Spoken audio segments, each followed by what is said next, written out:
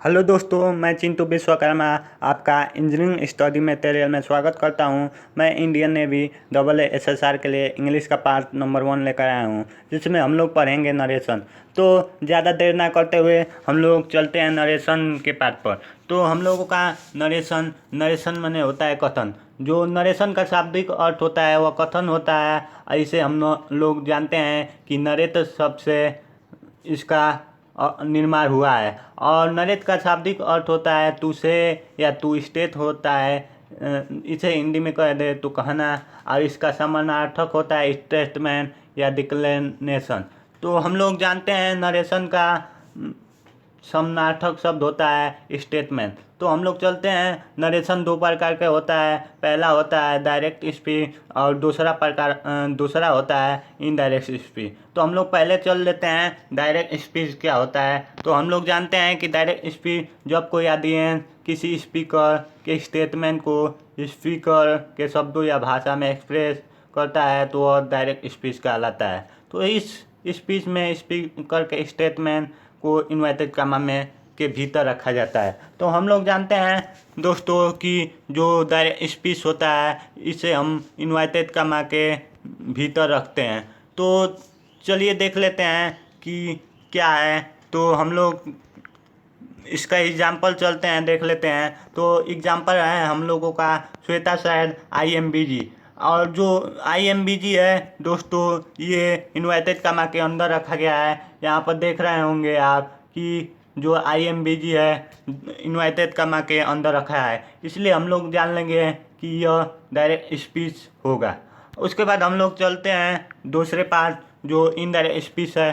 तो हम लोगों का इनडायरेक्ट स्पीच क्या होता है। तो जब कोई ऑडियंस किसी स्पीकर के स्टेटमेंट या अपने शब्द या भाषा में एक्सप्रेस करता है तो वह इनडायरेक्ट स्पीच कहलाता है। तो इस स्पीच में इन्वर्टेड कॉमा को हटा दिया जाता है। तो हम लोग चलते हैं एग्जाम्पल पर। तो देख रहे हैं दोस्तों कि इसमें इन्वर्टेड कॉमा हटा लिया गया है और जो डायरेक्ट स्पीच में था वो उसे इन्वर्टेड कॉमा के भीतर रखते थे। तो जो होता है दोस्तों कि Shweta sad that she was busy. तो हम लोग जानते हैं कि इन्वर्टेड कॉमा का जो होता है वह हो जाएगा। इन्वर्टेड कॉमा हटाएंगे तो हम लोग दैट लगा लेंगे। जो इन्वर्टेड कॉमा हटाएंगे हम लोग दैट लगा लेंगे। और जो श्वेता IMBG था तो उसे हम लोग लेकर जाएंगे। तो श्वेता है वो हम लोगों का सब्जेक्ट है। तो हम लोग सब्जेक्ट के अनुसार बदलेंगे तो हम लोगों का सी हो जाएगा। और ये IMBG है ये हम लोगों का है पर सिंपल प्रेजेंट टेंस में है। तो हम लोग सिंपल पास्ट टेंस में बना लेंगे तो हम लोगों का सी वाज बिजी हो जाएगा। इसी तरह चलते हैं प्रोनाउन फैमिली देख लेते हैं। टेबल नंबर 1 दोस्तों।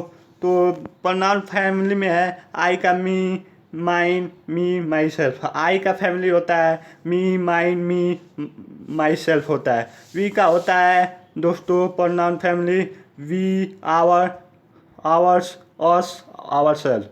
और यू का प्रोनाउन फैमिली होता है दोस्तों you your yours you yourself. और ही का होता है दोस्तों pronoun family he his him himself.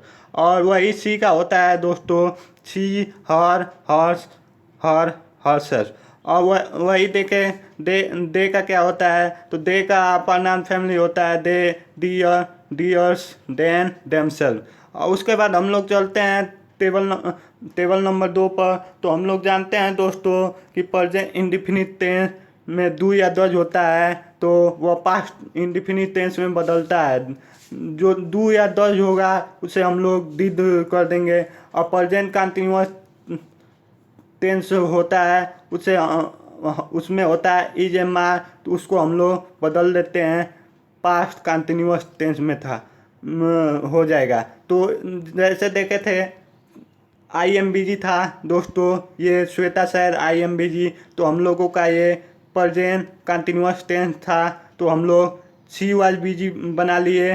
तो ये हम लोगों का क्या हो गया पास्ट कंटिन्यूअस टेंस। तो उसी तरह चलते हैं। तो प्रेजेंट परफेक्ट टेंस को हैज या हैव रहे तो पास्ट परफेक्ट टेंस में बदल लेते हैं हैड के।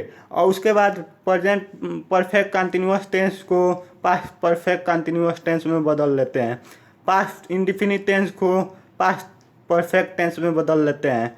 पास्ट कंटिन्यूअस टेंस को पास्ट परफेक्ट कंटिन्यूअस में बदल लेते हैं। पास्ट परफेक्ट टेंस को हम लोग पास्ट परफेक्ट कंटिन्यूअस टेंस में बदल लेते हैं। हम लोग जानते हैं कि दोस्तों ये दो जो हैं क्या होता है कि पास्ट परफेक्ट टेंस और पास्ट परफेक्ट कंटिन्यूअस टेंस ये चेंज नहीं होता है। जो ये दोनों हैं दोस्तों ये चेंज नहीं होते हैं।